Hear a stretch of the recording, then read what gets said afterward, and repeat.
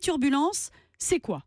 C'est la peur numéro 1 des gens, c'est quoi, Xavier ? Les turbulences, c'est des courants d'air qui montent et qui descendent. Il y a plein de raisons pour lesquelles ça peut arriver. Ça peut être des nuages, ça peut être du vent d'altitude, ça peut être Parfois, de la chaleur. Parfois, il n'y a pas de nuages et il y a pourtant des turbulences. Le soleil tape sur le sol, la chaleur s'accumule, la chaleur, elle finit par monter sous forme de bulles. Ça peut faire des turbulences jusqu'à 4 km d'altitude. Parfois, il y a des nuages et ça donne des turbulences. Alors ça va dépendre de la chaleur, des différences de température entre le haut et le bas du nuage. Mais en fait, peu importe. Tout ça, ça va créer des courants d'air et ça va provoquer éventuellement des turbulences.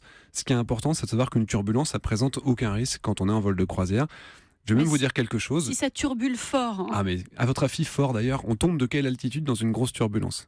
Vraiment une grosse. Je sais pas, moi, ça bouge d'1 centimètre. Déjà, je suis en arrêt cardiaque. D'ailleurs, c'est ça. Une très grosse turbulence, ça va être 20 cm à peu près. De décalage Décalage. L'avion ne se déplace parfois, il y a que ce qu'on 20 appelle cm. des trous d'air. Alors, déjà, les trous d'air ont plus ou moins disparu parce que les avions ça a évolué. disparu. C'est vrai que quand on était petit, il y avait des trous d'air. Maintenant, il n'y en a plus. Alors, avant, du temps de Lynn Renault, quand on prenait la caravelle là, pour aller à la qui prenait les commandes. Et quand l'avion subissait un courant d'air qui descend, c'est le pilote qui mettait 1 ou 2 secondes à compenser ce courant d'air. Aujourd'hui, les avions, c'est un calculateur qui le fait. Du coup, c'est en quelques centièmes de seconde. Et pourquoi on a cette sensation que ça bouge vraiment beaucoup ? C'est la vitesse.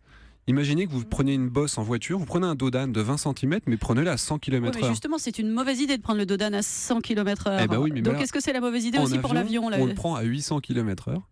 Donc c'est très désagréable parce que nous, en tant que passagers, on ressent. Mais du coup, on s'explose pas, on se crache pas comme une voiture sur un dos d'âne à 100 km/h. L'avion, il est flexible, c'est-à-dire que lui, il a une flexibilité qui va faire qu'il va encaisser cette turbulence. Elle représente rien pour lui. Par contre, les passagers, le café va taper le plafond. Ça peut être vraiment très désagréable, évidemment.